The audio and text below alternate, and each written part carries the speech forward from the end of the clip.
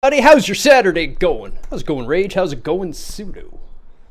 It's going good. I was just grooving out to that chipsel. Yeah, that chipsel's always good, always good. Doing all right. Trying my what I've got right now. Currently on caveman computer and specs and location. So if I try my laptop, probably overheated. Other than that, it's been good Saturday so far. All right, so Pseudo is literally broadcasting from a cave, and I am standing up. But other than that, we are good to go to talk about multiplayer gaming. And there's a lot of interesting tech and maybe some fundamentals that a lot of regular gamers don't understand that they might even be able to take to their own advantage. And we can talk a bit about that too. Indeed. Hi. Hey, Pookie, welcome. Nice to have you. How's the rest of chat doing? I hope your Saturday is fantastic so far, and let's make it a little more entertaining and maybe a little more educating. Hey, Lo. Yeah, this'll be an interesting one. We've got some interesting topics to cover. Well, Yeah. Interesting things to say about the topic that we're covering. Like the first recorded rage quit. Oh, interesting. Interesting, yeah. We can talk about the origins of the term QQ. Yeah, that's true. That's an interesting story as well. All right, but this is Pseudo's show, even though he's broadcasting from a cave being heated by a toaster that is doing his encoding. I think going to be wild and I'll potato. Potato. That's what it's gonna be. Very potato. Very potato. Just potato right now. Yeah, I guess we'll talk about the history of, I guess we could talk about where multiplayer games started originally. Even kind of for video games predates to almost like the first video games. Like it's not the first, one of the first well-known ones is multiplayer. It was just each other. And I believe We missed that whole Rage Quit. That whole bit. That maybe Did it shut off cut your webcam and then we can at least get clear audio. Yeah, let's go We for can do one or the other. Let's see. If you can keep broadcasting the blank screen, that would be super helpful for me. Just turn off your webcam's image to OBS and keep OBS broadcasting blank. Otherwise, we're gonna strip raid. Hey, there we go. Awesome, thank you. Give me 1 second. I'm going to exit all that stuff I had in the background, and hopefully that helps. Oh man, that's already way better. Nice. I should have just. I'm around my server, so I should have just spun up a VM for this. But maybe next time, if I ever run into this problem again. All right, just let me know if I cut it again. I will try to talk in short bursts to let my computer survive. But yeah, I guess I'll just go over what I was saying again. Also type the history while you talk to help people. Maybe if a word is missed that way, people can still read what you're saying. You can put notes down under where multiplayer gaming started. Yeah. Unfortunately, I don't know if this thing will handle having a Chrome window open or a web or having Google Docs open. So I'll just try this. We'll make do. I was hoping this thing would have worked out a bit better. Welcome to the year 2020. Yeah. I know, right? I have an original Surface Book. I was hoping it would have aged a bit better than that. History. So it's not the first game, but like a lot of the first original games were multiplayer. They were made by people who wanted to do something with their friends and their colleagues. The example of which would be Pong. Pong was one of the original multiplayer games. Two people sat down to play, and I believe that's also where the first recorded rage quit was. That is correct. I remember that being the case, and I remember seeing the little image as well as the guy kind of just shrugging, being like, this is stupid. Puts the controller down and walks away, and it's like, yeah, that's the most definitely a rage quit. Expanding from there, as well as like the arcade era, that was heavily multiplayer as well. From just like the competitive fighting to just two users if there's like a co-op thing such as like Metal Slug, stuff like that, as well as even just kind of having leaderboards if it's like if only one player plays at a time, but you can set that high score and then have your buddy try to beat it. That's still kind of a multiplayer component. You're both kind of versing each other, maybe not in real time, but it turns into like a turn-based kind of avenue of multiplayer play. And then after arcades started phasing out, we started seeing the rise of home consoles, the rise of gaming PCs, and then online gaming became a thing. Well, it didn't become a thing. It became a more mainstream thing because online gaming has actually been around for a very, very long time in various forms. We started seeing stuff like, help me out here, guys. Like the original EverQuest came out. We can go way farther back than that for online gaming. The very first online games were 1976.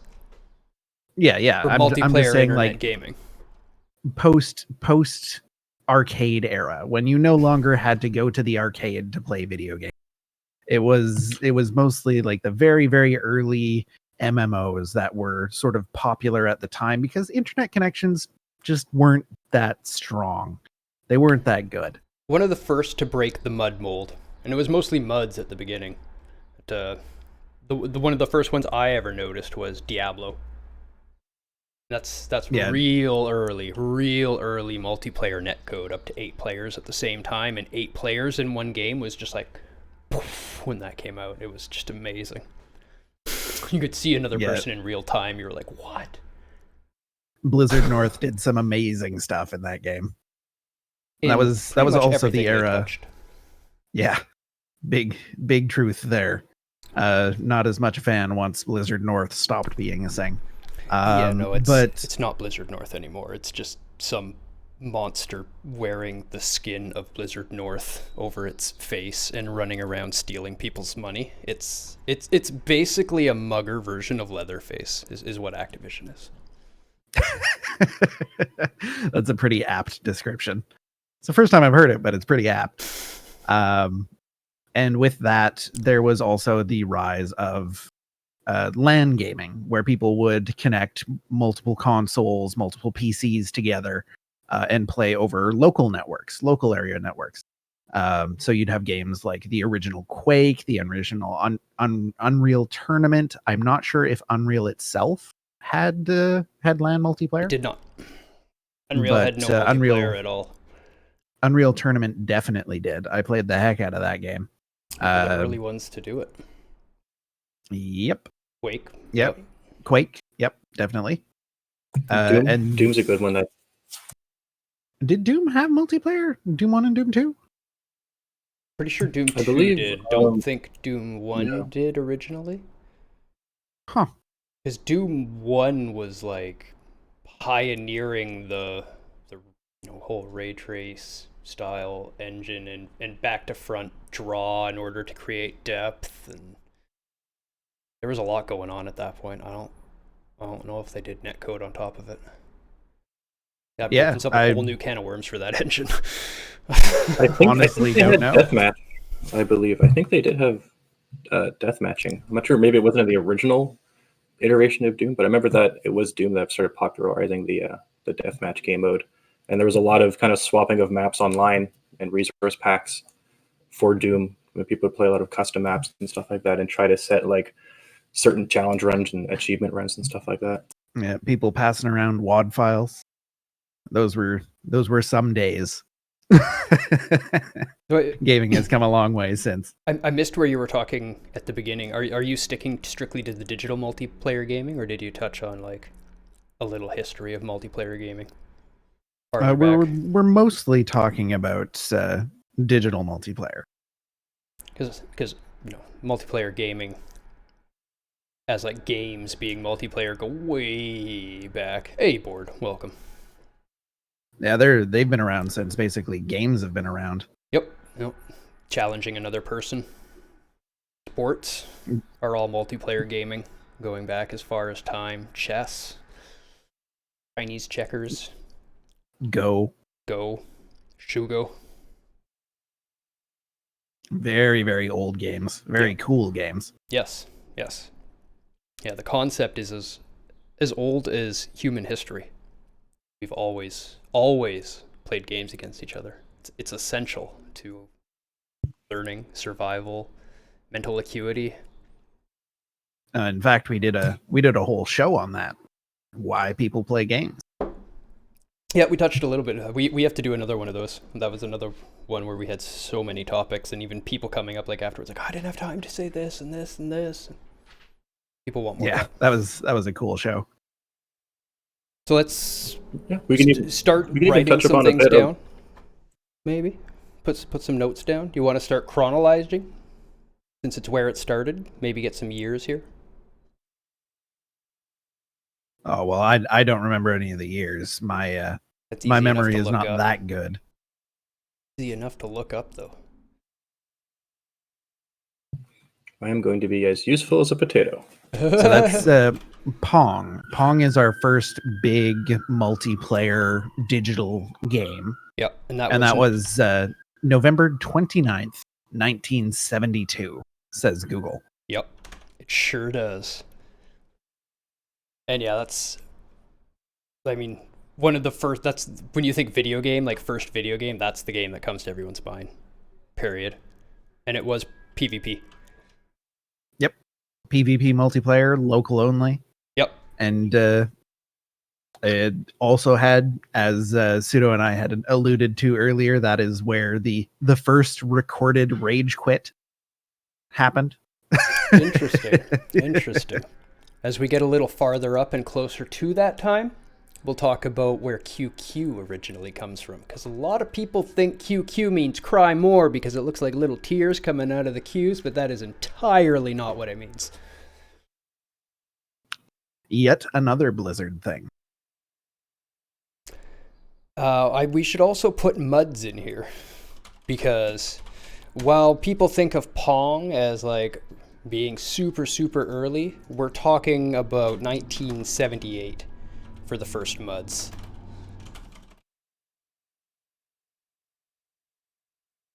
That's some early internet gaming there. Yep. That's as far, and if you don't know what a MUD is, we're talking basically just a text-based interface where you could play basically like a D&D game against an AI game master with other players. Yep, and they were very cool. And one of the only things that the school computers when I was a little one could run. So I played a lot of MUDs after school. Very nice. Yeah, I did not get to play any. I never got into the MUDs, but they were interesting. And yeah, MUD is multi-user dungeon, where the name comes from. Basically just a forum with rules. Really what it was. Yeah. And they could be played asynchronously, e.g. on a forum or something like that. They could be played through a TTY console for a more real-time experience. TTY consoles were the most common. But you even saw little web games played almost forum-like for years and years and years later. The little free-to-play games before Flash became a huge thing. Oh my god, Pseudo's a potato. Yep, you're gonna theme it. I'd ask you to make it spin, but your potato would overheat, and then you'd be a baked potato. That is true, but we'll see what can happen. So after that, So you talked about arcades next? Yeah, we definitely were starting to enter the arcade era at that point, the early to mid 80s, when they really started to gain popularity. Oh, they were quite popular in the 70s. Arcades were massive in the 70s, but they were a different kind of arcade. You're talking about your analog arcades versus your digital arcades in those days. Yeah. Pac-Mans and the basic ones like that were just verging on the digital and had some circuitry, but usually a CRT tube, TV, and some other works. But predating that, arcades were full of pinball. Yeah. Yep, the analog games that were more of an asynchronous multiplayer. You could set a leaderboard, but generally only one person was playing at a time. That's arcades.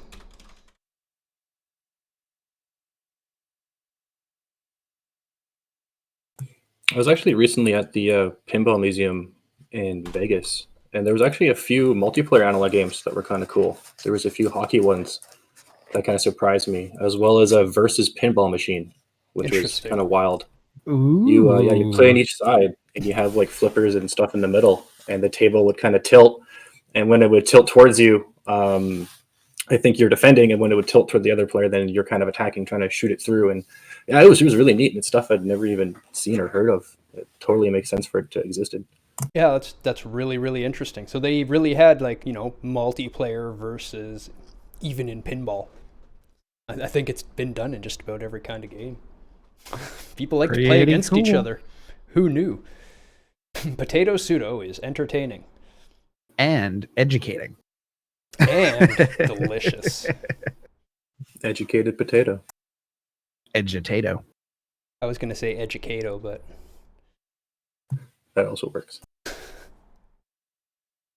and then we're getting into, so then we're starting to go into like early arcades. So now we're starting to get into the era where some of the viewers might even actually remember.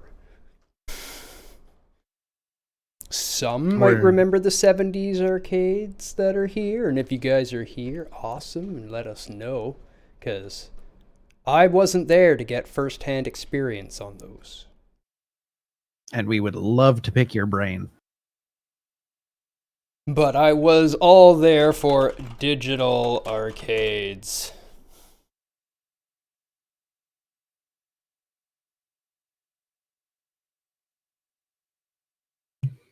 I was around for just the tail end of digital arcades being fairly popular, and I miss them. I'm always so nostalgic. Everywhere I go, if I see an arcade, I always want to go in and just start walking around and awe, seeing the selection that's available. And I'm always stoked when I actually go somewhere with a modern arcade. Yeah, I understand blew why they so went away. much. Blew so much of my parents' money in digital arcades. yeah. So many good games. I don't even remember where I spent it. I spent a lot of quarters on Turtles. Played a lot of the Turtles beat 'em ups. 4-player simultaneous beat 'em up. Fantastic game. So much fun.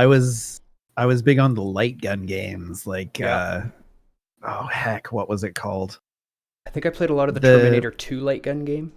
The one with the foot pedal where you like Time pop Crisis? out. Yeah, Time Crisis. I love So Time much Crisis. so much money on Time Crisis. What was your Love jam that in game. arcades, Raven? I'm sure you probably played some fighting games in the arcades. I know you're a bigger fan of them than I am. That was probably my first rage quit. Was a fighting game in an arcade. Did not feel to have someone rip aside you, just beat you, and you're like, oh, well.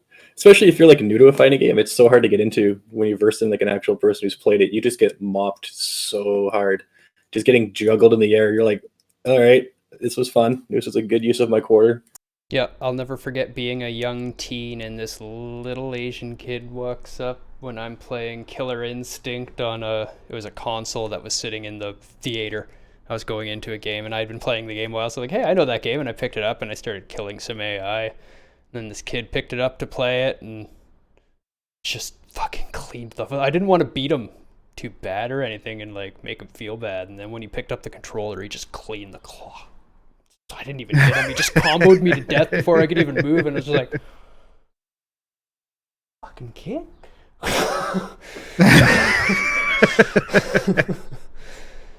Yeah, it's fighting games are hard to get into for that exact reason. The building up of skill is very difficult. And there's no easy like easing your way into becoming good at fighting games. You just have to get your ass kicked a lot. Lucky and Will was a game I really liked. I don't remember that one. Yeah, I've actually never heard of that as well. I'm gonna look that up once I can allocate To Google. resources to Google. Lucky and Will. Oh, I played a lot of Afterburner. I played a lot of Yeah, I think Afterburner. I played a lot of air hockey. I loved air hockey. Still do. Lucky and Wild. Ah. My probably my favorite of the arcade era was Metal Slug. I sank so yeah. many quarters into Metal Slug for that game. It's just so much fun. If an arcade that I was at had a Neo Geo installed somewhere, that's where I was. I was Okay. on the Neo Geo. And House of the Dead, I played a lot of, to the point where we could beat it on 1/4, beginning to end. I've actually I beat House of the Dead on a few quarters one time. It was there's the arcade down by the Commodore in Vancouver. Yep. And we're going to a show. So my friend and I were like, oh, like show doesn't start for minutes or whatever, so let's just go to the arcade for a little bit. And we only had a few quarters, so we're like, okay, we'll just play till we die and head in. Next thing you know, we've made it through the first 3 or 4 bosses without even getting hit, and we're like, uh-oh, we're doing so good, but we also can't quit because we want to finish it, but the show's going to start soon, so we got to go. So it's almost do we just end? We're like, no, but our run is so good. We ended up staying until we actually finished it, and then going to the show after it started. That's a good night. That does sound like a good time. That does sound like a good time. Yeah, they had that at my favorite game rental place across the road from my high school, and my favorite game rental place was across the road from my high school. They also had arcade machines and N64s with GoldenEye set up on TVs for people to just play, and magic card tables, and I didn't go to a lot of school. It was bad having that right next door. It was really bad. But yeah, they had it there. Snow Bros. Snow Bros was a great one. That's one of my I don't favorites. think I ever played that one. Really? Snow Bros. I played the hell out of that on the NES. It's a really good co-op one as well. I think I played that quite a bit growing up with friends. Yep. Oh, interesting. It's like OG Mario arcade thing. Kind of, yeah. It's got the scariest character art though. The profiles for the kids is terrifying. If you Google Snow Bros, just Google Snow Bros kid or profile pic, and it's just there's this blue baby clown that's just it's hot. Yeah, that's kind of terrifying. I don't see anything that would be terrifying. That search didn't work for me. But I mean, we can. So let's talk a little bit about the tech behind it up to this point before we get too far out of time, because there's a dramatic shift in the style of multiplayer gaming throughout this, where as we become digital, the push for real time becomes greater and greater and greater in games, especially for the multiplayer. And the demands for the graphics are much higher than it was in Pong era, so that the old analog style consoles are no longer able to put out the graphics in a refresh time that's real enough for people to go multiplayer. And you start seeing all of the MUDs and whatnot, which were never huge, become less and less and less and less popular, as all multiplayer really starts shifting towards local multiplayer for a long time, because of the high fidelity and then the fast response times and the faster action rates that you were able to get. Yeah.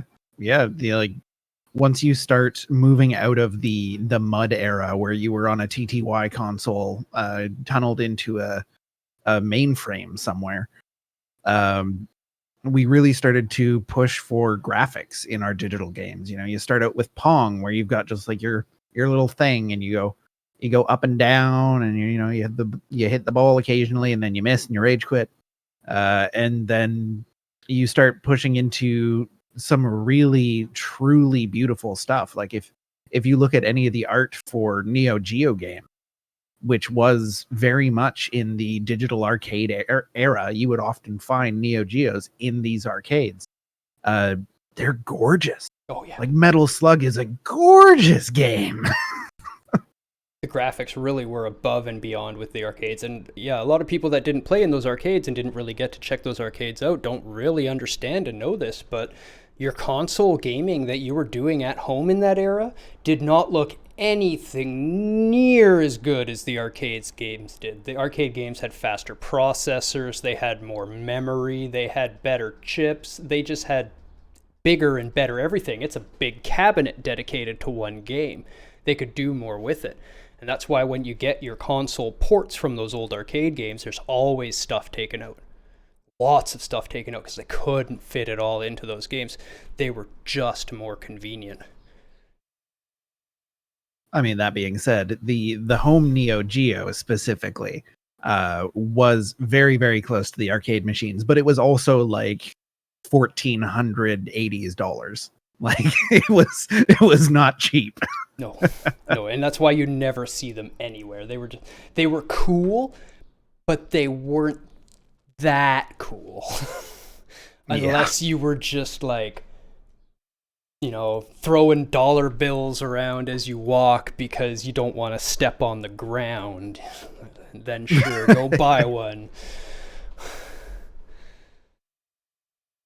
But yeah, that's a marked trend that is an interesting thing because it sees a big push in the later coming generations as we start talking about the home consoles, which became huge in the They were in the 80s, but they became huge. Let's put them in the mid-late 80s, or mid-80s. I think 87. When was the 87, 88, something like that? When was the Commodore? Oh yeah, the Commodore. Commodore that one. Release date. That's going to be before. That was 90. No, it was discontinued 94. That was 82. 1982. So early 80s, like I said originally. Okay. The NES is the one I think of as really the huge explosion when everyone had one. But the Commodore was definitely popular. When was the original NES? Was 1983, so only a year later. Yep. The year I was born. Also the same year Metallica dropped their first album. It's a fantastic year for the world. Those three things are a gift.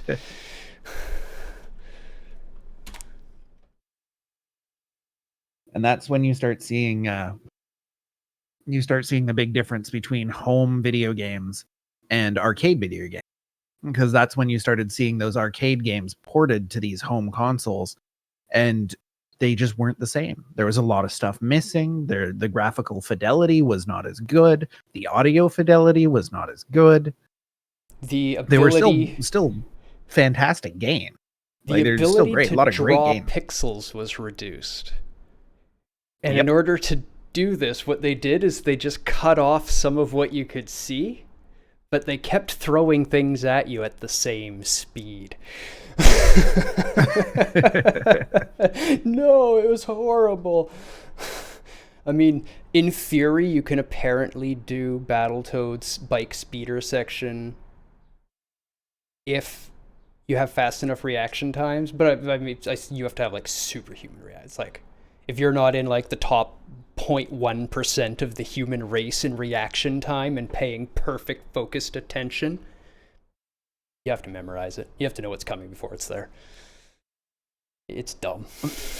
That's how I got through those early ports, is just memorizing what's gonna come. I hate the feeling I get for sleeping for like 10 minutes and then waking up. Yeah. You want to sleep at least 30, 45 minutes when you lay down. More than that gets bad. More than that, you start needing a whole night. That's all I'm going to say about sleep. Back to games.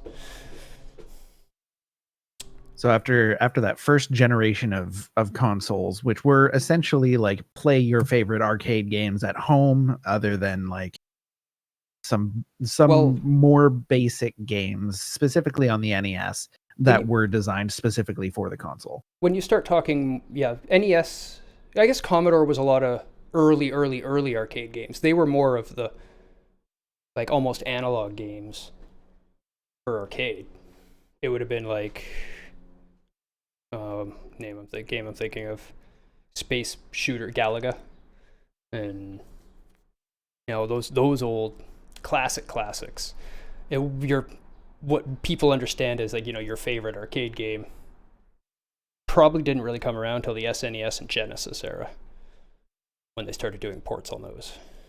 And it wasn't a lot of arcade ports on them, but that's where like the Dariuses and Street Fighters and all that kind of stuff ended up. TurboGrafx. Although a lot of the simpler ones, like you mentioned, did end up on the Commodore and the NES as well. Yeah. And a lot of the games that were designed specifically for those consoles were designed as though they were arcade games, because that's what people knew. That's the setup of game design that they knew. Yep. Well, they also had such limited memory to work with that was just what the developers knew at the time. There were limitations. Everybody had to learn. But that's multiplayer gaming in the SNES, NES. That conjures up like, well, first thing I think is Battletoads because I'm a masochist and that game traumatized me. Which actually got harder when you put it into multiplayer because you could hit your own teammates and friendly fire. and I believe the frame rate was reduced. Yeah. There was also a glitch with the port for Battletoads that I think I can't remember what level it is, but the second controller just doesn't work for a level, so it's just actually unplayable. You can beat it in multiplayer. I do know people that have done it, but yeah, it's not easy. I don't recommend trying it. That's a masochistic task. But So SNES, we're looking at the second generation of home consoles now, and this is when things really picked up.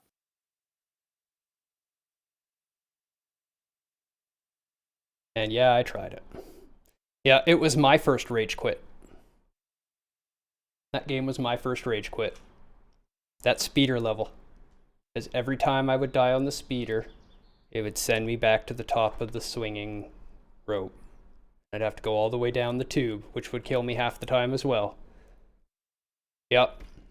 And I did it, and I did it, and I did it, and I did it, and I did it, and I lost it, and the controller bounced off of the TV. Luckily, NES controllers were built like bricks, and old CRT TVs were built like bricks, so nothing was hurt, and bounced off, and flew out the living room door and into the kitchen, almost hitting my mom in the kitchen, causing her to walk in, remove the game from the console, and that was the last time I ever played Battletoads.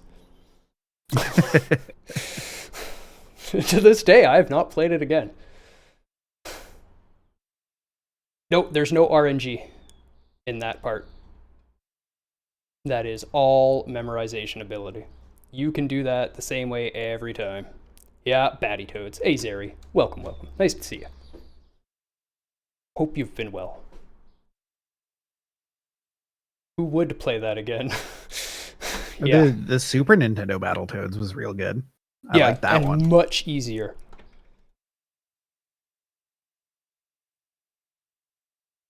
We're just going to call it 90s consoles. That's basically when the home explosion was. After that, it starts going 3D. And that's a whole different story that we can start talking about at that point. But at this point, multiplayer gaming was pretty simple. Most of it was hand off your controller. That's like 90% of the multiplayer I did. The fighting games come to mind. Street Fighter and Mortal Kombat is typically what I saw people plugging in those days if you wanted two people at the same time. Mario Kart. Mario Kart is a classic one. Actually, yeah, right, the SNES did come out with the multi-tap, which had actually quite a few games on it because they really pushed the multiplayer. And that we can really talk about a great pioneer of that era with that, which I wasn't even thinking of, with Bomberman. Oh yeah. Super Bomberman was amazing. And the ability to have 4-player controlled sprites on a screen with, I mean, they had slowdown still, but they had a lot of sprites going on that screen sometimes with not as much slowdown as some SNES games did. The important thing there is that all 4 moving sprites are on the same screen. That's very important. And we'll talk about very difficult to do. Well, it's easier for the system to do than doing 4 individual views. That is a very important distinction. Yes. Yes, it is. But that's what we're going to end up talking about coming up very shortly here as we get more into the future. Because this is now when we're getting 3D, right? Right here, 90s consoles, end of 90s, going 2000. Arcades the ones that are there are huge. And just trying to survive by size and promotion and pumping it up, and it didn't work at all. But they were massive at that point. The ones that existed. Yeah, like I remember the play zone, what we had here, where you could actually go and like you get like a credit card and you put money on it, and then you can just plug it into all the machines, and they had all like just massive machines where there's always props involved and something like this with the game, and just lots of rail shooters. Yeah, lots of rail shooters in that era. That's actually coming back. The Palladium that was here, they're putting it back. Is it? Yeah, I think. I'm gonna go. Not too far away from. It's a Brentwood, I think. It's where they're putting it in. But yeah, we should do a get together once this whole COVID thing dies down. Go play a bunch of arcade games. I agree. We should get Pookie with her GoPro to follow us around and record it all. But then everybody will see how fat I am. That's why I like this camera angle. All you can see is my head. I don't look fat. Don't worry. You have a fat head.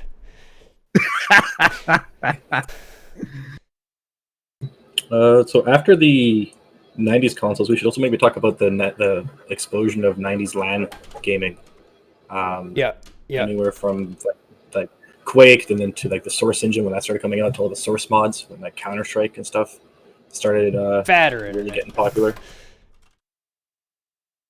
Which also started leading to the esports and esports tournaments when those first started, and those kind of multiplayer events that drew in these not huge crowds at the time, but started to for at least what it was. And then like the explosion of StarCraft and StarCraft Brood War, like that was a whole thing all on its own. Before StarCraft ever became that big of a thing here, we did hear about, at least in the gaming circles, you always heard about big tournaments, and knew at least one guy who played in Counter-Strike tournaments competitively and won some money, and that was early 2000s. But late 90s. Late 90s what StarCraft actually won. It just wasn't here. What actually was an interesting thing that happened mid-late 90s for multiplayer gaming, non-digital related? Magic hosted their first world championship. Yep, that's very important. That was a big deal. That's one of the things that started popularizing the game. People kind of treated it as just a bunch of cards. Nobody really took it that seriously. A few years after they had got going, alpha, beta out, they had started finalizing their rules. That's what Unlimited came out, then Revised came out in order to revise the rules and standardize the set of cards for the tournaments. That's when they started giving world tournaments and giving out money. And they were the ones who put up the money, and they were the ones as the makers of the game who hosted and organized everything to get it going. But that gave credence and legitimacy to the game. And that is really one of the first examples I can think of legitimate prize payouts in a game to popularize it and make it a competitive thing. Yeah, it was definitely one of the very early instances of any game having paid tournaments, like tournaments with actual prize pools.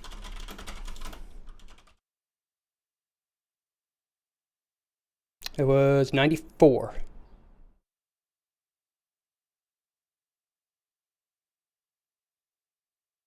Had to make sure my year was right.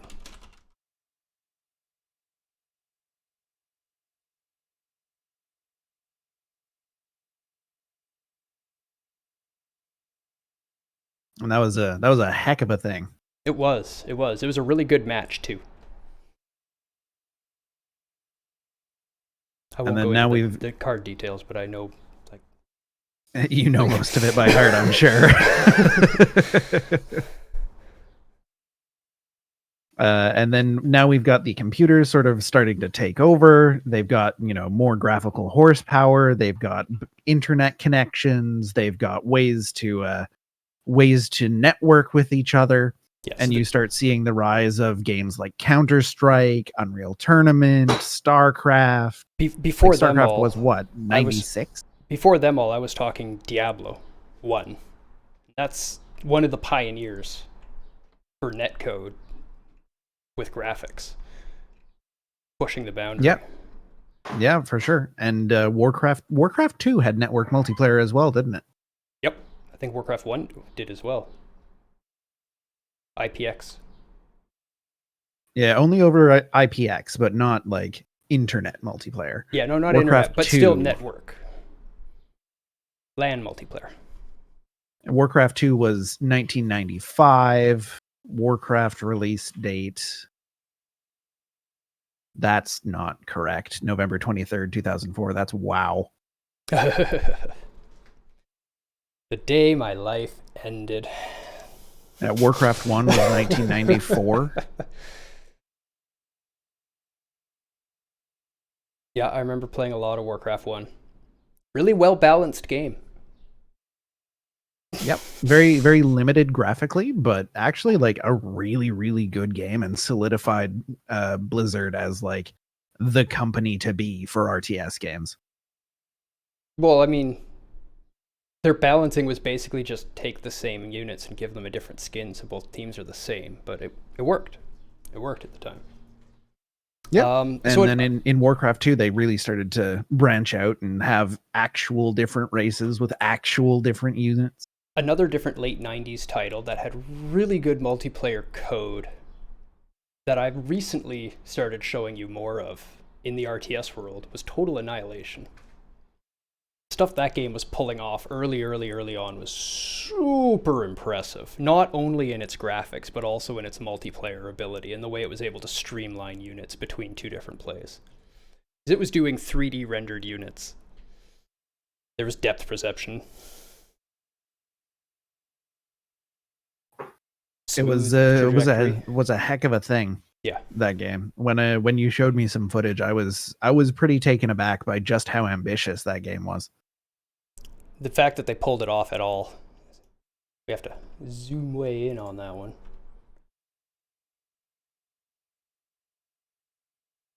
That's, you can sort of see the 3D depth to the units there. There's actual terrain here. They would bump and bumble and have to go downhill and uphill.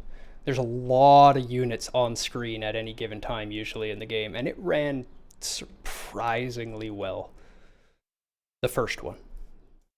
The later ones are... Its grandfathers most people know from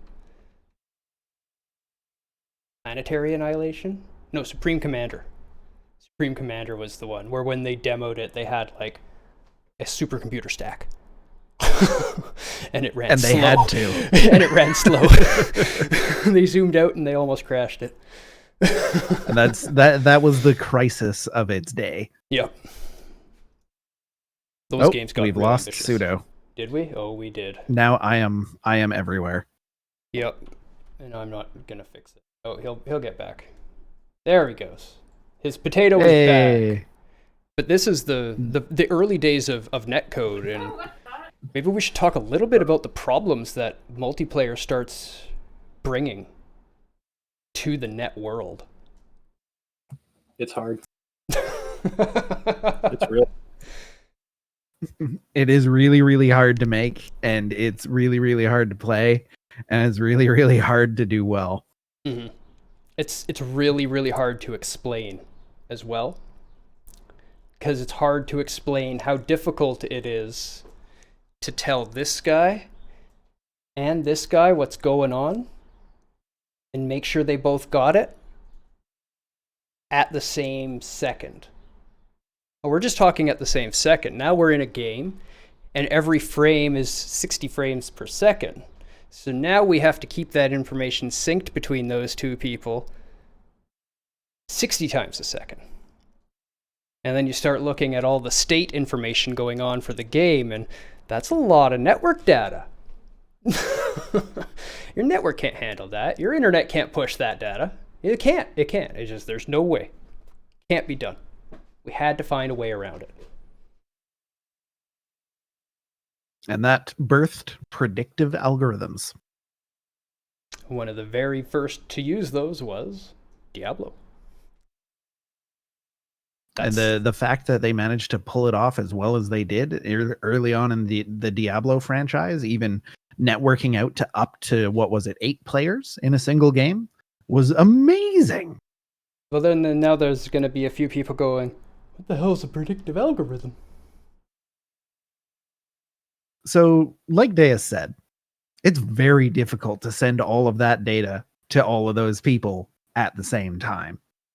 So the predictive algorithms would try to, as the name suggests, predict what was going to be happening next so that they didn't need to wait for that next piece of information in order to make the change.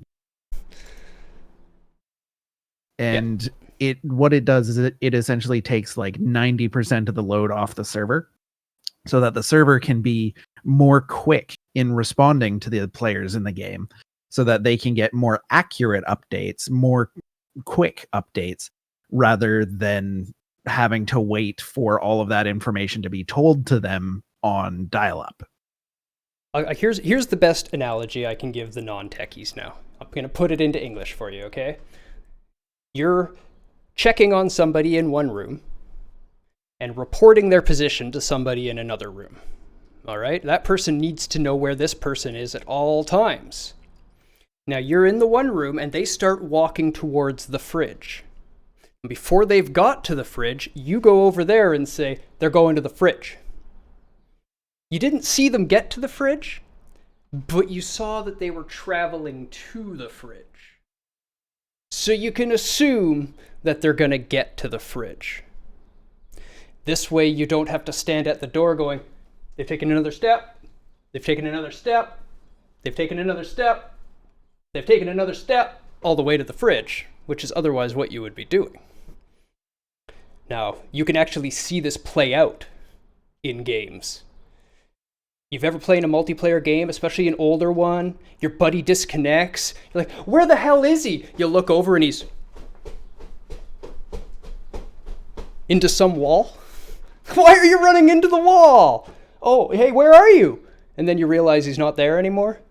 Sure, that's happened to pretty much everyone who's played multiplayer gaming in that era. Yeah. So what happened is your buddy was on a vector in that direction when he lost connection to the server. Now the server's not hearing from him, but the server does need to tell you where he's going. Otherwise it's all gonna crash. It needs to give you something. So it just kept saying, he's going that way. He's still going that way. I don't know. He hasn't told me anything. He must be going that way. And that was the last input it got. So it just keeps repeating that. And you see your buddy running into the wall that he disconnected by. Because the predictive algorithm has to try to figure out what he's doing, and it just hasn't heard from him in too long. The entropy, the chaos, the randomness, the margin of error, I guess you would call it, with those types of algorithms become exponentially larger as time goes on. We're talking like within a couple seconds, they might be kind of accurate. And as soon as you get to like 10 or 15 seconds, they're worthless. They're just worthless. And it's also the reason why you'll see people rubber banding all over the place when they're lagging. Because the algorithm says, okay, well, last thing they told me is that they were going to jump in that direction. So I'm going to have them jump in that direction. And then the server gets another packet from them that says, oh, hey, they didn't actually finish doing that. So they just jumped in spot instead. So now they're back over here. Yep. Or your buddy disconnected, he's running into the wall, and then he reconnects, and all of a sudden, and he appears in front of you. That's because when he reconnected, the client messages started coming back to the server, and finally told the server, hey, by the way, I'm over here, and the server just went, oh, okay. And that need, that necessity for the client to be able to tell the server after that disconnect in order to catch those predictive algorithms up is where game cheating becomes a thing.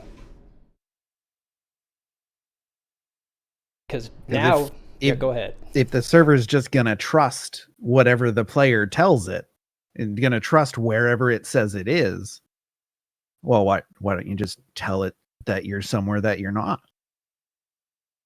Or you're doing something that you're not? Or just be one of the most common cheats in early shooters was infinite ammo.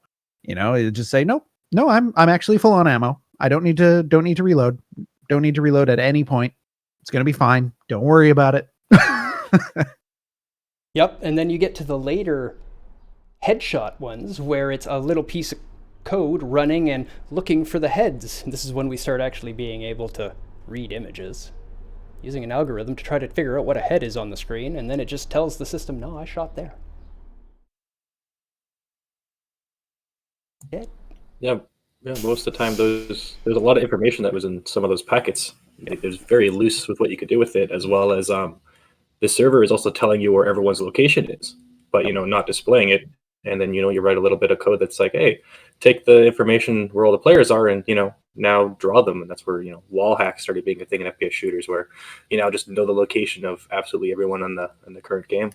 Yep, I had a buddy for a school project on one of his finals create a little app that would work as a server for the game, and just built on top of the server was a projection, basically a visualization. So it would draw the map of the level, and then it could put a little arrow where all the players are, and you could watch in real time as the players run around the maps and shoot at each other, just off of the output of the server of the game.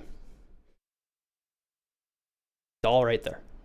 If one tells it differently, then it's up to the server to try to figure out which one is right and which one is wrong. And if you're telling it what you're doing and only what you're doing such that nothing else can look at it, then there's only one source of data. Like where you shot is only coming from your console, your client. No one else can see where you shot.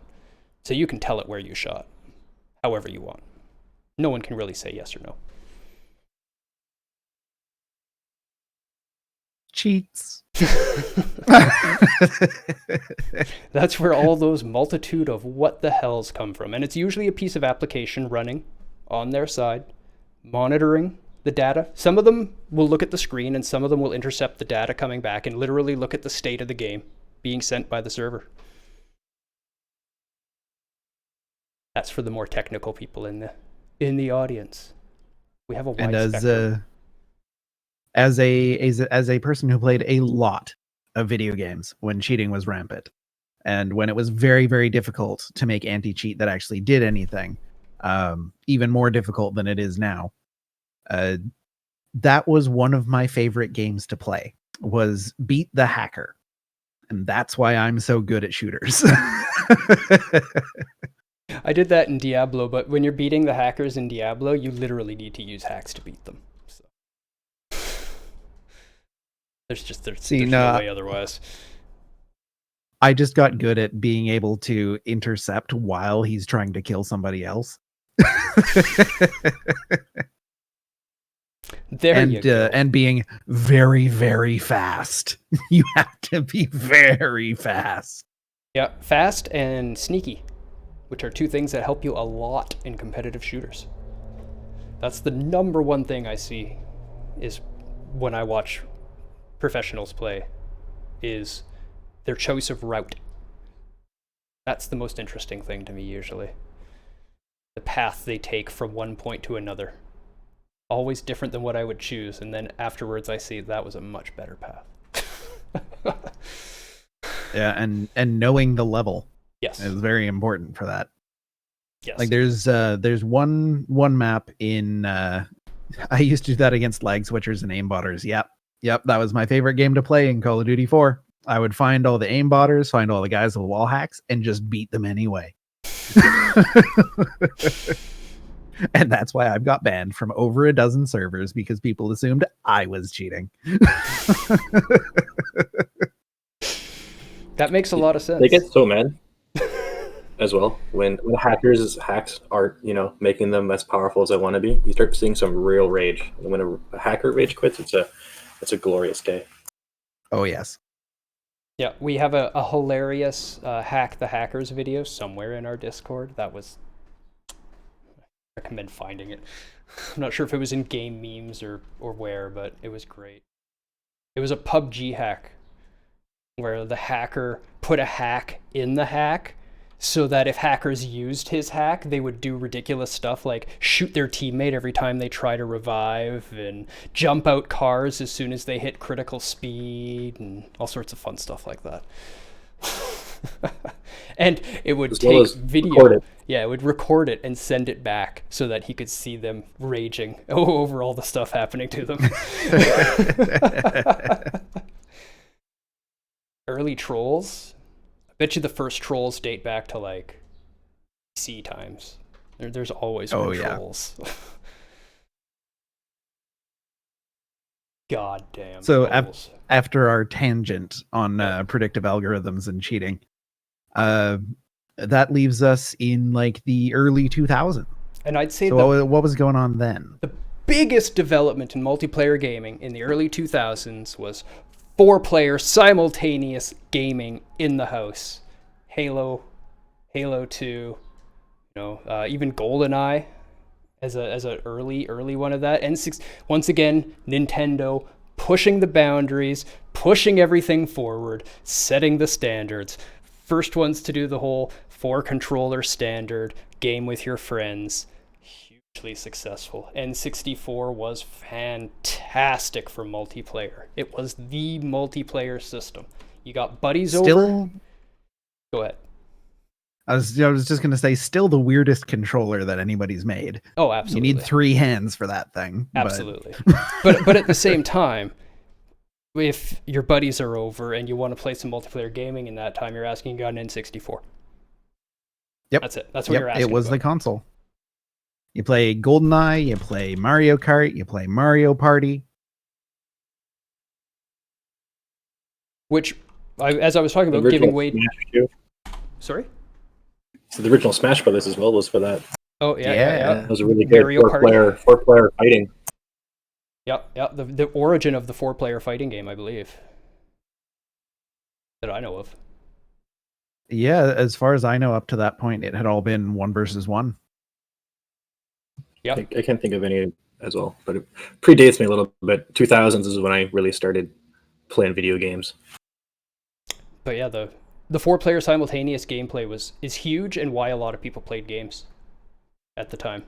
And a lot of people were upset about it, myself included at the time, when Halo 3 didn't have 4-player simultaneous. And this is where I was talking about a little bit earlier, where it was really important that in Super Smash Bros., all 4 of those people playing on the SNES were playing on the same screen. Because now with the Halos, if you remember early Halo 1, Halo 2 multiplayer, 4 buddies in a room telling each other off, got the controllers going, when it got frantic, those frames dropped. Oh, yes. The reason being, now to you, the screen is the same size, so the computer must be doing the same amount of work, right? No. It's doing at least 4 times the work as when you're playing single player. At least. Enter the graphics push. Next-gen consoles, the 360 coming out. Everyone's wondering, why isn't the 360 4-player anymore? Why is it always 2-player and internet to the other 2? The answer is simple. Console couldn't do 4 players. The games were just too demanding. People were asking for too high of visual fidelity. It literally could not do it. And it's sad because that's why I didn't play Halo 3. And to be fair, like the Xbox 360 era games and the PS3 era games is when you started to get some really pretty games. Yeah, that's the first jump from, hey, it's in 3D to, hey, it's pretty. Because PS1 had 3D. But it wasn't pretty. That's as far as we'll go. It had 3D. It could put out non-sprite polygons. Cool. And it did it well enough at the time, and it was a cool thing, and it was cool because it was the first 3D. But the PS2 started making polygons that were like, I can kind of tell what that is. Started getting smooth, actual something close to a circle. Yeah, Spheres. but it's still not a circle. Clearly not in the PS2 era still, and the PS2 is still quite limited. We will be playing it on stream. Absolutely. 100%. And it's got it should have 4-player co-op on PC, I believe, if they port it properly. Yeah, Which God would of be War nice. is PS2, and if you look at the unmastered God of War, it is not that pretty a game. Yeah. Keep in mind that the God of War that was just played on this channel was the PS3 remaster. Yeah. That is significantly upgraded from the original PS2 release. Highly upscaled. Yeah. And remastered. New texture, new graphic. Lot of work. Lot of work to make God of War look that good. And it didn't look fantastic. It just looked better. Pretty good. Pretty good considering its age. It aged well. Fine. Oh, yeah. Put it that way. And that just goes to show how much relying on art style over technology can really help a game age. Like even going back and playing the original Final Fantasy VII, sure, the polygon count is low, but the art style carries it. It still looks pretty good. FF10 was the first PS2 one, and that was the first, like, feel like you're pretty there. That's probably my favorite good-looking Final Fantasy. After that, it was all show and no-go. 10 was really good. It's a shame I never actually got to play it. The copy that I had in my local video game rental store, which was the only way that I could actually get video games for the PlayStation, was unfortunately scratched, or the PS2 that I had access to was broken in some way, and I could never get out of the intro sequence. Couldn't do it. That sucks.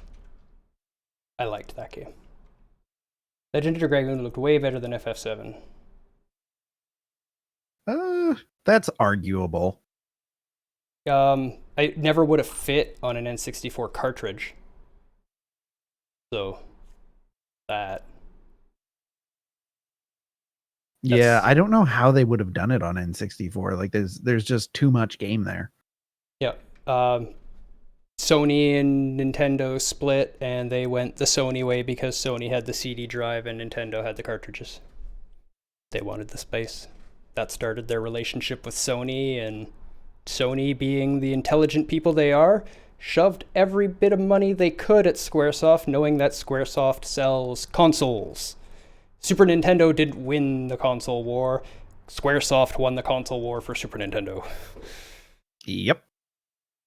If Squaresoft was making games for the Sega Genesis in those days, it would be a different world today. But the Sega Genesis development kit was Hi. Different, shall we say. Programming for the Genesis was not easy. Also, howdy, Snow Penguin. Good to see you. Which is really interesting, because they lose the war to Super Nintendo through difficult development and poor dev kit, and then they make the Saturn? Yeah, that was not what you call solving a problem. We still can't emulate the Saturn today with our crazy high-end computers because they had just the most fucky hardware architecture anybody's ever seen. If you're here and you know processors, they had 32 registers. What? Why? Now take your software and go try to emulate 32 registers in software at actual register speed. Please, try it. Tell me how it Nigh goes. impossible. We've been talking about the history of multiplayer gaming, Snow Penguin. I'm not sure when you started multiplayer gaming, but we're up to the early 2000s right now. Speaking of which, this RuneScape came out actually in 2001. I got early November 22, 2005. As well as early 2000s is when a lot of the MMOs started as well. I think World of Warcraft was 2004, late 2004. Yep. And that really kind of birthed that whole era, and it was just wild times.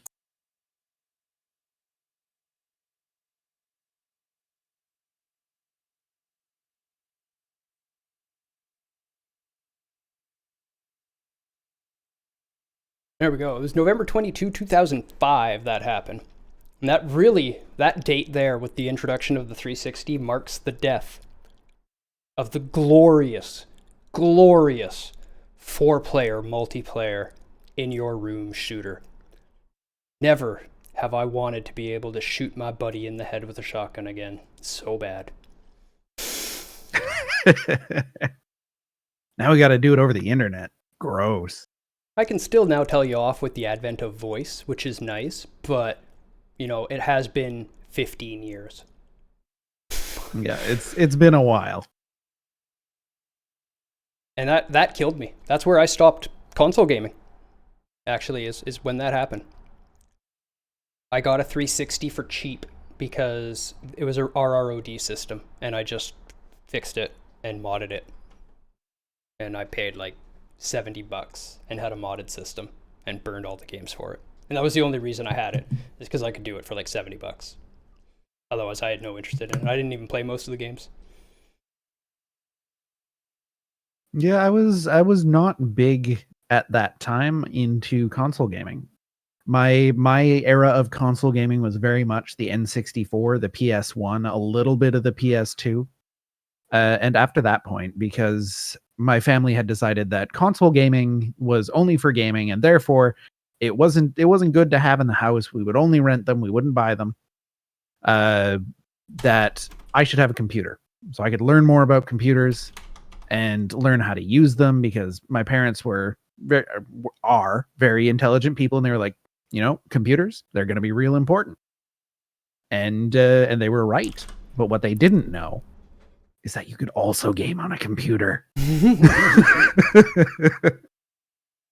So I've added a date that's important there. We don't need Yes. to talk a lot about it, but it should be on the document because it sets the tone. Uh-oh. Hold on a moment. You go ahead and talk about that. I'll be right back. I'm on call. Alrighty. Well, I was just getting into the differences between PC gaming and console gaming at the time, and the 360 era had a couple of games that I really wanted to play in it, namely the next gen God of Wars, the PS3 God of War that came out. That was one of the big titles that I was after at the time. Pseudo is a potato. That's correct. He's streaming literally from a cave on rocks and by communicating by smoke signals. So we're having a little bit of a struggle with getting both video and audio from Pseudo. So now Pseudo is potato. Everything's okay. Yes, it is very. I had a thing and then I lost it. I had to. I'm currently on a portable potato. Is why my image is a potato. I am outside of my house and away from my rig. Unfortunately, the laptop was not up to snuff. The potato. Exactly. So with that, my preference for gaming platform had switched over to PC, and we had the wonderful thing happen where consoles started becoming much more PC-like. They started having networking capabilities. They started having processors that were much more similar to how PC games were, or how PC processors were built, running on the x86 instruction set, for instance.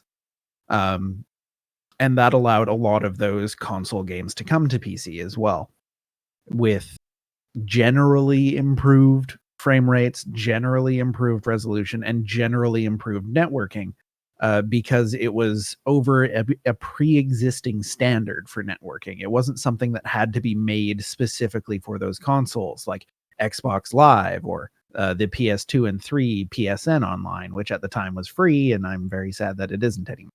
Heaven forbid they use the IP stack and communicate to a server. No. Can't make things easy. I've added another date. It's a very important date. It needs to be on there because a lot of people will be, oh, EverQuest was more important because it started it. Yeah, EverQuest started it, but World of Warcraft exploded it. Not a single person on the planet doesn't know what MMOs are now because of World of Warcraft. Now, EverQuest, you might have heard of it in the news. Some story, some guy died playing a video game. Found out a little bit about this game that gamers are fanatics about, but World of Warcraft played by everyone. And that's another big reason that I missed that 3rd gen of consoles. I did run 2 guilds at the same time, and I don't recommend doing that. And that's why we're having Deus go back and play all these mid-2000s games. That's why I haven't played Dead Space and Dead Space 2 and all that, because I was an MMO god at the time, and that was where my life was. That was where my life was. Constantly. But that is a very important and marked evolution in a few different pieces of tech. Not just an evolution in predictive algorithms. Not just an evolution in bandwidths and ping times, which were essential and just didn't exist in the state that was really needed for World of Warcraft. Like, even after it came out, if you played it in its early days, there were some players that were just in crappy areas that couldn't get good internet, and you did not want to play with them. You were tempted by it, but didn't play it. It's probably the better thing. Probably is. I remember the pain intimately the first time I typed /played, which shows how long in real-world time that character has spent logged into the server. It ticks up 1 second every time you're on it. And the first time I typed that and saw 365 days, and that wasn't my only character, it killed me a little bit inside. It did. But the predictive algorithms, as well as a large change to render culling technology, was needed before the World of Warcrafts were possible in multiplayer gaming, and we should definitely touch on that for the technical people.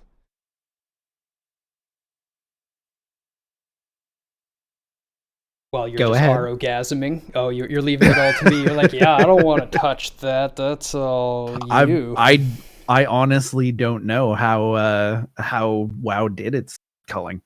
I don't know. It just I never started looked into it. drawing the closest objects to you that it could and kept going based on predictive algorithms. What's going to be closest to the player? What's going to be in his draw distance? What does he need to see?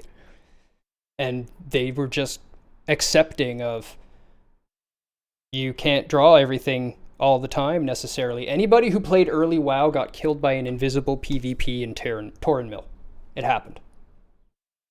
Torren Mill was a bloodbath on every single server. I don't know how it ever got decided, but everybody agreed, this is where we're going to meet up, and this is where we're going to murder each other. And that's where it happened on basically every server. To the point where you couldn't even level your characters there anymore. If that was your leveling path, because you started in Undercity and you got to that area for, I think it was like mid-20s and up, you just went to another place to level. Because there was literally like 90 top-level people just murdering everything in the zone 24/7. There was no battlegrounds. There was no PvP system. There was no honor system. There was no points or tracking or totals. We were literally just there to kill each other. Don't give us a battleground. I mean, we made one. Sounds like video gamers. It was a good time. It was a good time. But yeah, that render culling like that was possible. So now you're limiting the objects that the screen is drawing, right? Rage understands that part. So Yeah. you can actually draw without crashing your computer, without overloading your video card's memory, stuff like that.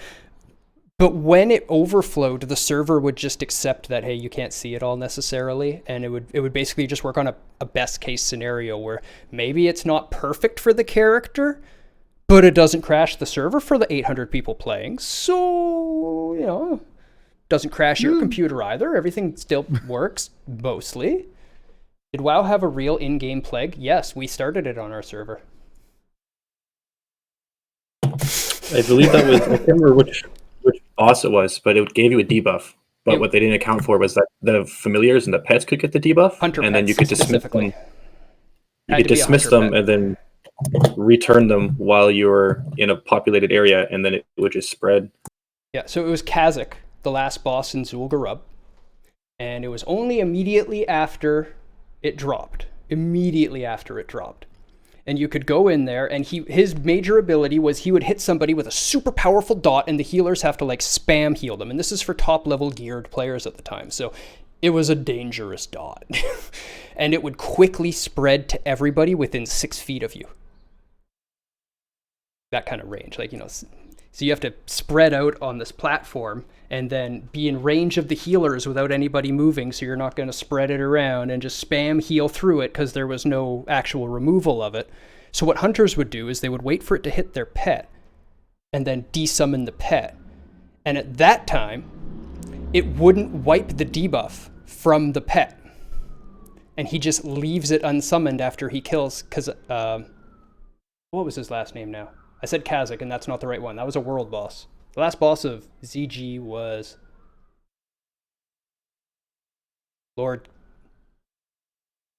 I can't remember now. I don't know. Names suck. I'm better with mechanics. But anyway, you come back and you unsummon your pet, and you do it like in the auction house where everybody has all their alts to buy stuff and stuff like that. And it'll jump to like, 30 people instantly as soon as you pull it out. The whole place gets sick. If anybody in that place can live through one tick, they probably pass it on to other people. And Orgrimmar was the only place in the game for the Horde side that had an auction house. Unless you were going to the shared one. The early days, there was one auction house for each faction, and that was it. So when you start it there, that's where everyone is. It literally took 6 days, and they had to reset Orgrimmar to get rid of it. And if I remember correctly, that is actually used as a case study for spreading different diseases inside a constrained population. Like, that is actually a model that they use to model out how a disease would spread. I had no idea. All I know is that we took out our Orgrimmar for 6 days. I believe there was also something like that in EQ as well, where they use it as a model for how a disease will spread, which is super cool. It is. Very, very interesting. But yeah, that was good times. Yeah, multiplayer brought all sorts of bugs and questions and concerns that, oh, okay, here's a challenge of multiplayer in the culling example. And it's a real life example of my World of Warcraft days. It's my example of when the hardest boss, Gravity, defeated an entire army with the assistant of his best friend, Elevator Boss. Anybody who's played an MMO is intimately aware with Elevator Boss. Especially if you played Rift. Fuck elevators. I remember you let me play on your WoW account back in the day, and the first thing I did was get in an elevator with your priest, and I hit the edge as it was going down, and the elevator kept going, and I didn't, and I just immediately killed your priest, and I was like, uh-oh. So that was my first experience. Yeah, that's elevators in the game. So it's using all this predictive algorithms, and it's also doing this culling, and when it lags, it doesn't render and draw things instantly. So the elevator being an object in the world, if too much stuff ran at the elevator at the same time, even though it's there, you might not load that you collide with it yet. Running onto that elevator and just plummeting, that was a real thing. And that's because the culling had, you just started to draw it, but too much is happening and hasn't fully loaded the object yet. So we, as the Horde, had pissed off greatly the Alliance by getting 120 people organized on one voice server with a hierarchy of structure for different groups. Like, I was one of the top generals working on top strategy, and then we had larger clusters underneath that as basically guild leaders. So there was 3 of those responsible for the overall raid groups, and then there was a rogue lead that would instruct the rogues across the raid groups to work on like ganking healers and taking out backlines and working on mages and stuff during the big city siege. Like, we had roles, we were organized. It was a full-on assault. And we killed everyone in Stormwind, and we danced around the Boy King, who is actually green and friendly if you're on Horde, if you ever wondered. You can't kill him, they won't let you kill kids. That's why he's not the leader of Stormwind in the game, the priest is. And then we were like, well, that's done. Let's go keep them out of their auction house. Because like I said, there's only one auction house in the game. So we actually held out their auction house for something like 3 hours. We just shut down their whole economy that whole time. Nobody could buy items. Nobody could sell items on the entire faction. Because we were there. Killing everyone. Took them that long to push those. They were pissed. Of course, we had spies. So instantly they come to us saying, they're planning a counterattack. They're going to attack Undercity. We all started laughing. Anybody who's Horde knows not to attack Undercity. That's almost as dumb as attacking Torn Bluff. You can only really attack Orgrimmar. The other ones have elevators. You're not going to get all those people up that elevator. It's never going to happen. You just can't do it. So I'm standing at the bottom on my mage in this little hallway, ready to just start spamming AoEs as they come down the elevator, because it's this long, thin hallway. We were just ready to AoE them down the hallway, and there's nothing they can do. It's the stupidest place to attack. And I'm sitting there, and all of a sudden I see this body go and die in front of me. I was like, what? And then I see this.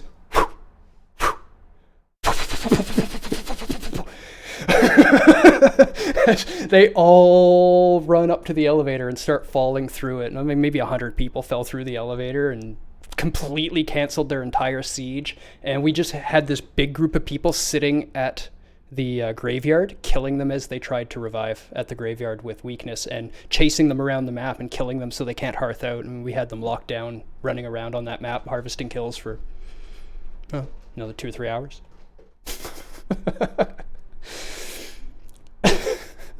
The wild west of the internet. All because the culling tech wasn't that good and the elevators wouldn't load. And that's the moral of the story. That's what the culling tech was for. Then we go into like a bad example. I can give a bad example of this. And all they did is change one thing, and that's Terra. I don't know how many people might have played Terra in the audience. When they changed they have the same sort of culling system where you can't draw too many things, and they had a much higher level of fidelity in the newer age, so they could draw less things and had a harder time drawing them. Then they went and made open world combats with big bosses and big fights.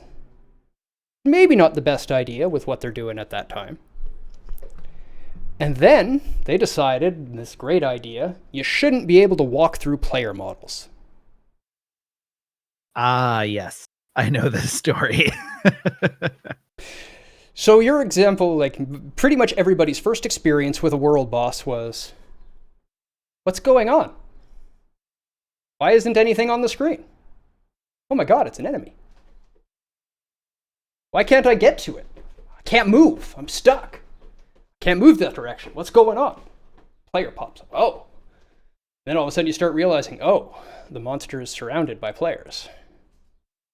I can't get to it. I can't even see them to get through them. It was a great big fail. Great dungeons, but just terrible implementation of the netcode. Oh. We have almost lost got a pseudo. pseudo again. No, he's coming back. Oh. Baby, no. Now you're pseudo. Oh, now I'm pseudo. Look at me. I am the pseudo.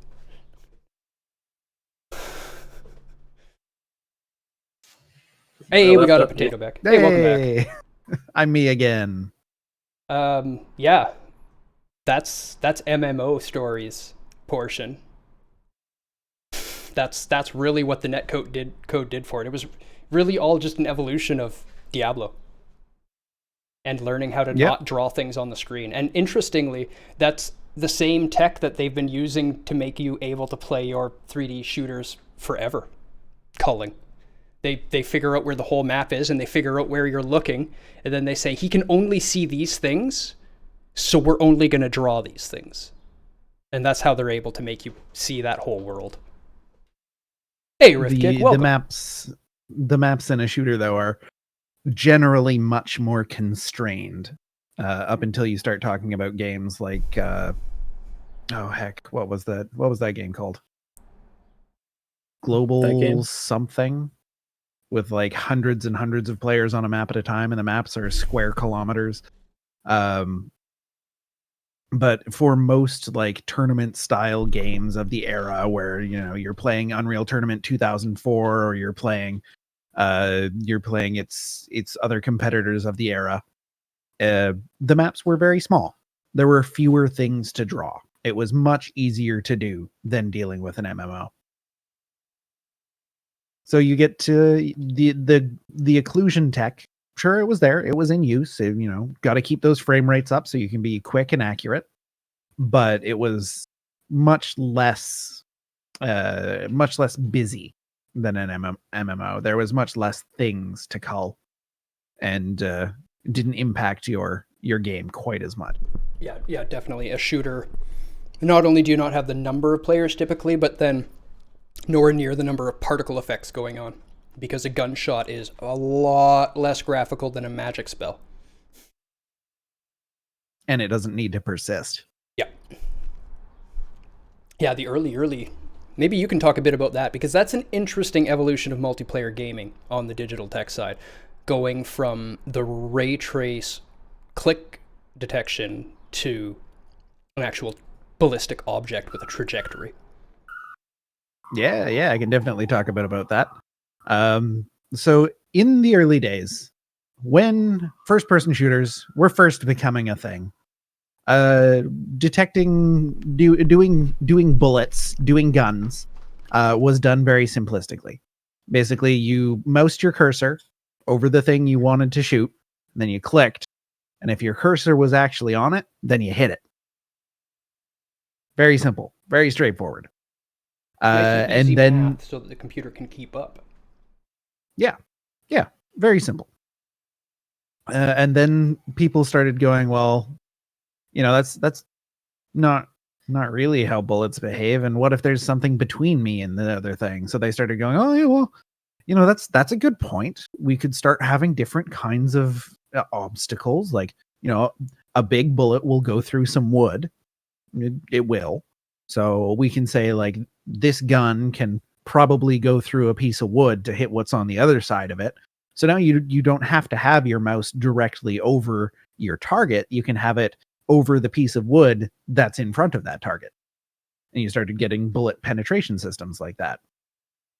And then in I believe it was 360 when Bad Company came out, in that era, Battlefield really got into the modeling of ballistics trajectories, where your different bullets had different weights. They could penetrate through different materials. They had different varying degrees of bullet drop, how much they were affected by different forces outside of the initial shot itself, be that wind, be that distance, be that the actual rotation of the bullet itself.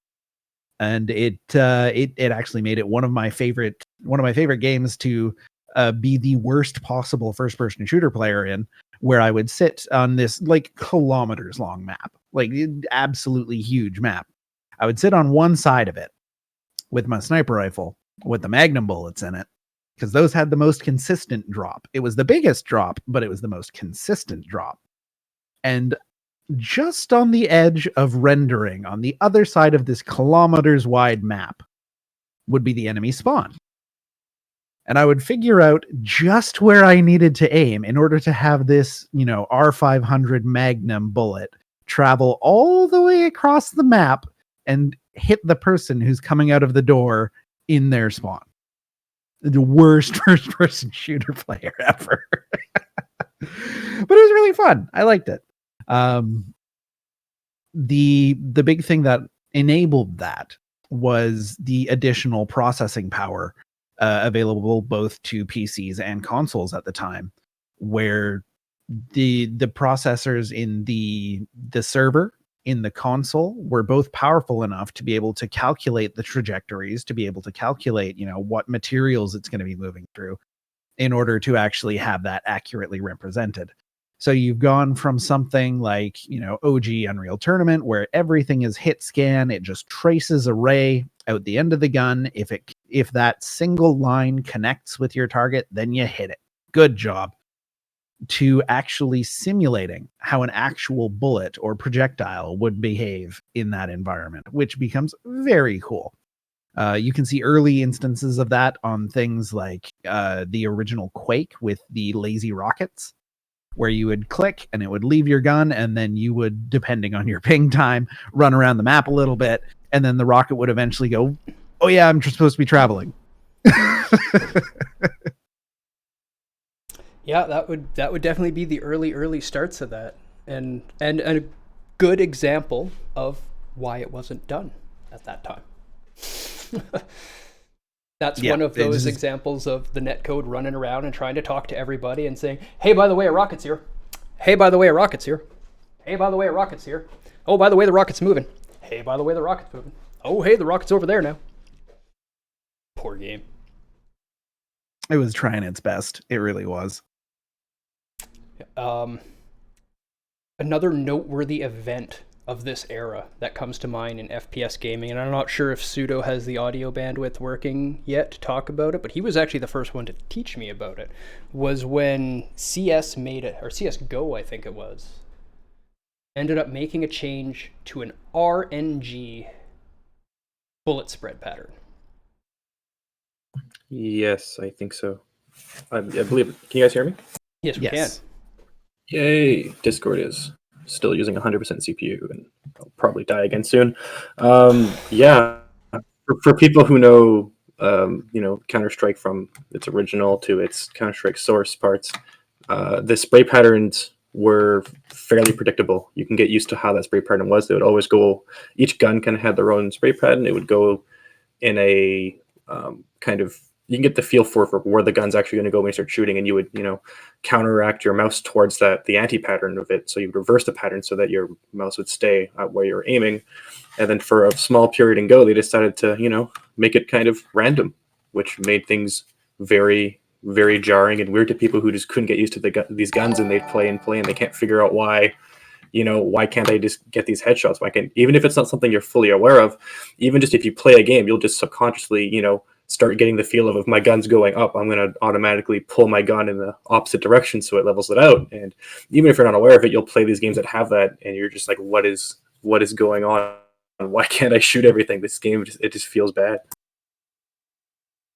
Yeah. Then it was, I believe, CSGO that initially introduced pure randomness to their weapon patterns in Counter-Strike. And then the entire Counter-Strike community went, what the fuck is this? Yeah, basically every professional player just quit the game at the same time at that point, causing them to go, okay, we're sorry, change it back, and people started to pick the game up again. That's why Counter-Strike almost died. Honestly, I think Counter-Strike has probably the best example of how weapons should be done in a semi-realistic shooter. It's not just a random spray out the end of your gun. You have a pattern. The gun behaves predictably. Yep. It's not all straight, but it is predictable. And yes, shout out to the 360. It's actually up there as being the killer of 4-player simultaneous multiplayer local gaming. Unfortunately. It starts the necessity to play online with other people. There is another thing that we didn't really touch on that was big in the 90s, though, which is LAN culture and PC bangs, PC cafes. I had one that I used to go to in Mission all the time and play Shadow Warrior with like 4 or 5 buddies. Yeah. Oh, Sticky Bomb, I like you! Ah. Yeah, the whole LAN culture where You would just get together with a bunch of your buddies. This was before internet was good and local networking was still leaps and bounds ahead and really what you wanted to be playing on if you were going to be playing any multiplayer game. You would just get together with a bunch of your buddies. Either I believe the Xbox, I don't think the OG Xbox could do it. I know the Xbox 360 could. You would just get together with a bunch of your buddies in the same room on a network and all play together that way. And that was one of my favorite things to do in the late 90s, early 2000s was to get together with a bunch of my friends in the same room. Everybody brings their PCs over, and we would all just play shooters and different RTS games. Different multiplayer games. So. That brings up an interesting history of gaming that we actually missed talking about while we were going through it. And that was the PSX and PS2 era. And even the Game Boy, going back that far, had the capability, but brought it out of the handheld world and into the console world with the PSX, PS2. So I did a lot of Counter-Strike, multiplayer, PSXs with link cables. 2 TVs, 2 PSXs, link cable between them, multiplayer Counter-Strike on 2 PSXs, sitting in the basement with 2 TVs back to back, telling each other off the whole time. Best friend and I didn't talk to each other for a week because of that. I won.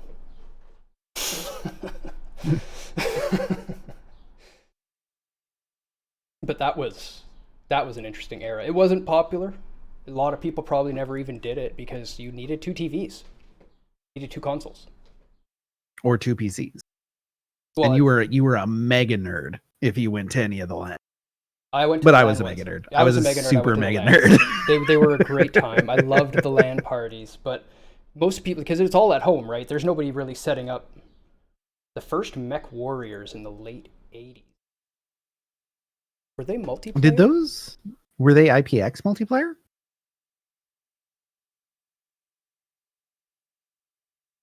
I don't know. I gotta Google that. Mech 89. Warrior.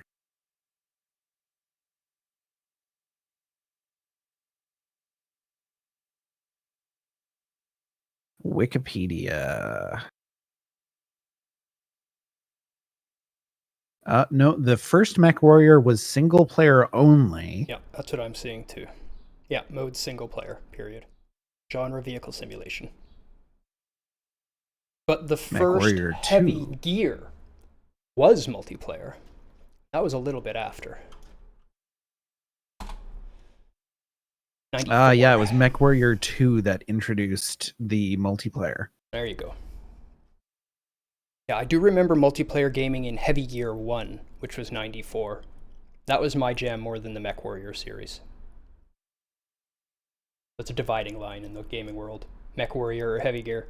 There's 3 categories. There's Heavy Gear, there's Mech Warrior, and there's... Huh? Which one was it that From Software did? Armored Core. Armored Core. Some of them. Yeah. Armored Core is a long series that, every goddamn company in the world has put one out for. Surprised Nintendo never made one.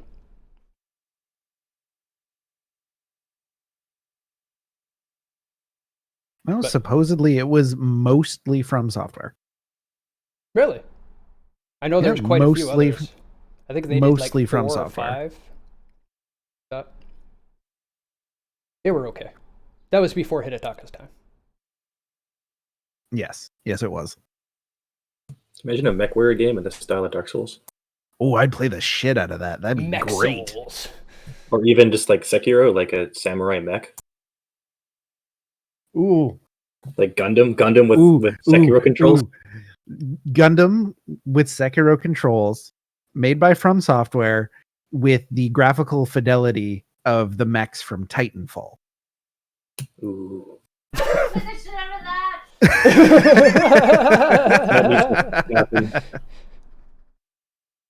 Yeah. Yep. I want to play that game. Let's get that game made. But yeah, we're just about modern now. That's what caused all that push. That's how we ended up where we are today. Graphics being shot up faster than processors and video cards could handle, causing a need for multiple pieces of hardware. Then, the convenience factor with the explosion of the internet, allowing for remote play. Done. Gaming mega network. So where do we actually think gaming multiplayer might go? I'm looking forward to inside out tracking VR. Like imagine a virtual world where you can put yourself into a space using wireless technology, be it augmented reality or full on virtual reality, but using inside out trackers from just a headset that can track your whole body. Doing like an echolocation outwards, hitting walls, tracking everything, and then based on the shifting angles of the walls, they can tell how much motion you're actually making and take away all the sensors and build it right into a headset.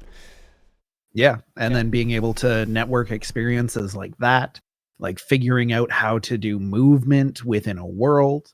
Yep, that's gonna be. It's gonna be real jank for a long time. Yeah, if you're interested in the development of that kind of world, I really recommend reading the development log from the guy who created Gorn, and you'll appreciate the pain that he went through in developing that game afterwards, because he explains how, because it was one of the early VR games, like one of the first ones out there for people to really play as a little demo and test. He was one of the pioneers in the movement systems. That's why Gordon has that really weird movement system, because he was inventing and playing and just coming up with random ways to move. When he was working on that, he had a puke bucket next to his chair that was well used. VR can fuck with you. Shoot you forward, flip you around, make you all kinds of disoriented, and just instantly like, whoa, okay, that does not work. And this is literally how he developed the movement systems. That level of motion sickness fucks you up for an entire day. It is not a good time. And if you play these multiplayer games, and like playing a typical FPS game, you'll expect rubber banding in like a console shooter and stuff like that. But rubber banding in VR is a terribly jarring, sickening feeling. You just start snapping around everywhere, and then what will happen is your image will lock, so you'll look around, but the picture won't change, and that really messes with your brain. Yeah, we're far away from that, but once we have that, that'll be some Ready Player One shit we'll be playing with. So here's one that I've been watching and I'm really stoked for. Called Spark. Oh, that's a crappy picture. I'll see if I can find a better one. Pseudo, I think, knows of this game. I don't think so. Maybe this is essential, and it's really, really, really, really interesting to stop here and talk about this at our end as the potential future and the beginning of the evolution, because we have come full circle, people. Do you know what this is? This is VR Pong. Yep. That's exactly what it is. You have to get it past the wall. They have to get it past the wall. There's one person on each end. It's a long tube back and forth. You get virtual reality paddles that extend from your hands, and you bat and paddle this ball off the walls back and forth, trying to score points on the other guy.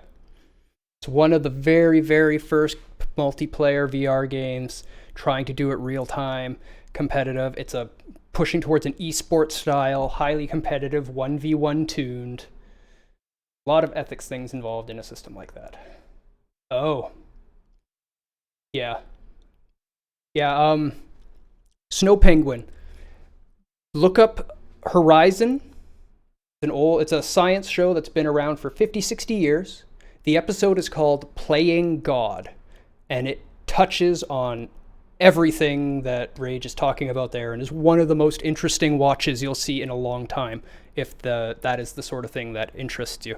It also talks about using genetic manipulation to create artificial cells and stuff like that. Super interesting. Because I mean, like, if you get, like, let's assume we're in a fantasy land where we have the technology to make a real good VR multiplayer experience.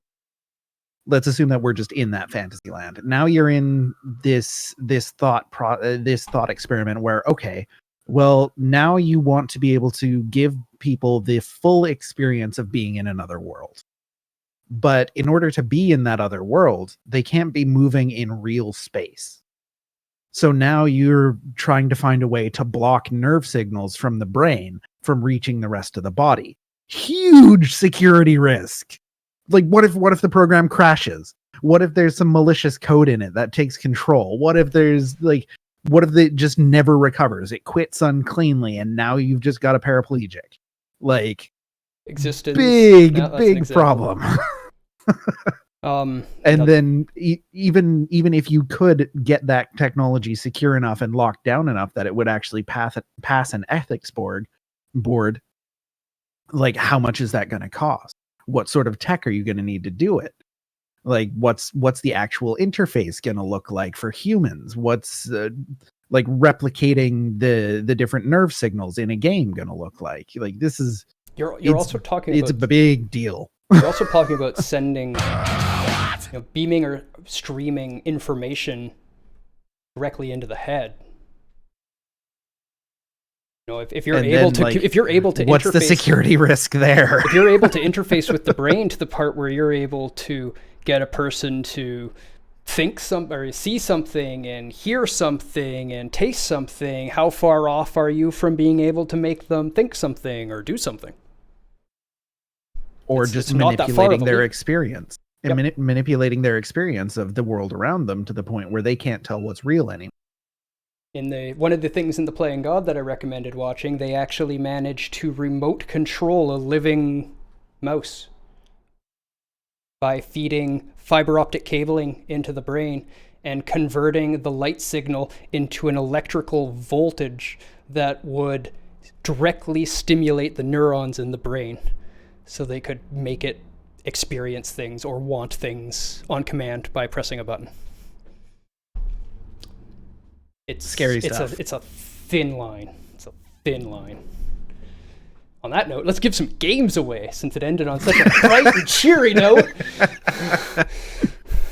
Okay, everybody back off. We're not making the world into the Matrix. Let's give away some free games. All right. I've got this potato has to potato, so I'm going to be taking off now. No Good luck to the people with the game. All right, I will leave the stream on so I don't move Rage into my slot. Appreciate that. I'll see you guys next time. Bye, Lord Potato. Lord Dato. So, Snow Penguin, you should know that we've been giving away free games every week here. Even though we don't have a ton of users, we have a whole bunch of games, and we want to help people stay entertained. So, as a sub, you're entered. As somebody who gave away a gift sub, you're entered again. And as somebody who threw some bits, you're entered again. So you might get a game here. You might get 3 games. I'm trying to keep it to 1 per person per week, but 3 entries to win that game.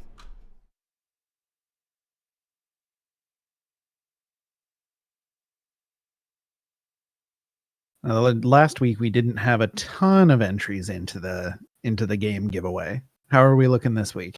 Giving Much away better. 2 games. Let's 3 do 4 games, 4 games, 4 games. Ooh.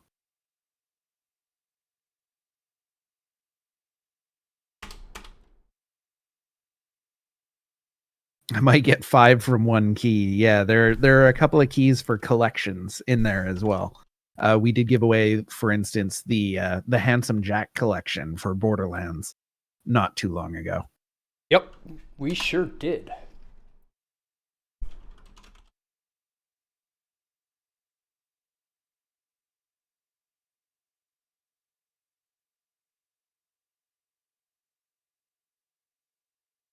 So much stuffs. So many things.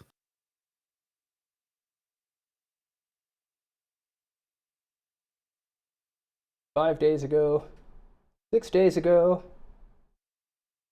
7 days ago. Fist only. That was a week ago. Yep. All right. Name one Hey, some asshole.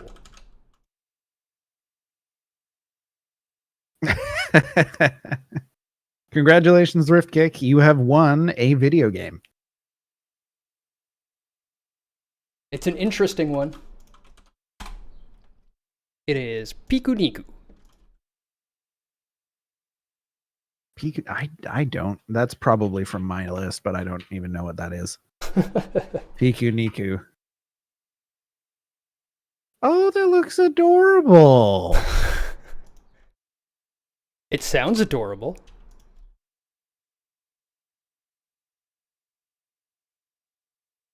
And another one. Another person I should be able to find.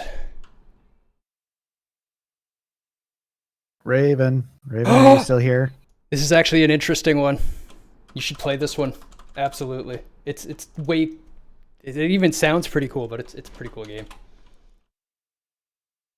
Because every Stick fight. Every sub gets entered. Stick fight is pretty sweet. Yeah.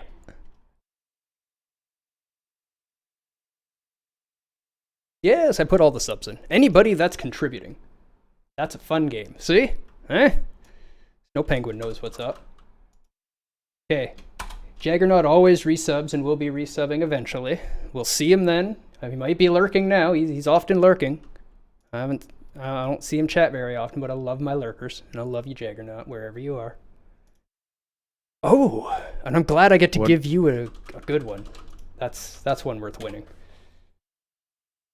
Oh, that's a good one.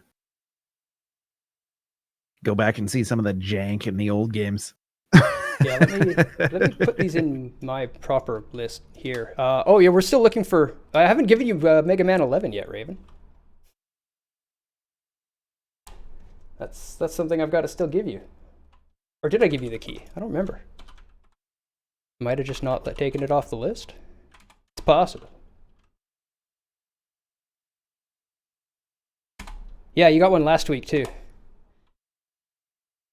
You just keep getting games, man. You got to come redeem them. Sub's paying for itself.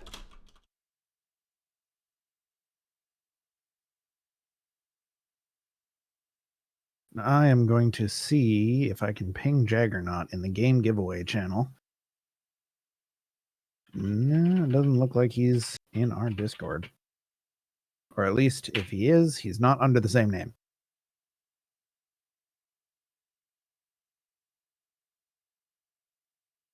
And another one that I actually know how to find quite well, Alex Gamer 7. If you're watching, buddy, I've got another one for you. If not, I know how to find you. I know where you live. I'm coming for you. I'm gonna give you video games. Bust in. Bam! Play that game! It's a little extreme.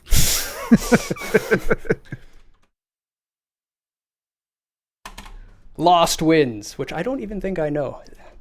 I think that's a sailing game? Lost Winds? No, it's a Metroidvania. Ah, which is awesome. I love interesting. Metroidvanias, so I'm interested to hear about that one. Got a 9 out of 10 on Steam. 309 reviews. Sounds pretty good. It's also pretty adorable. It is pretty adorable. It'll be perfect. Oh, cool.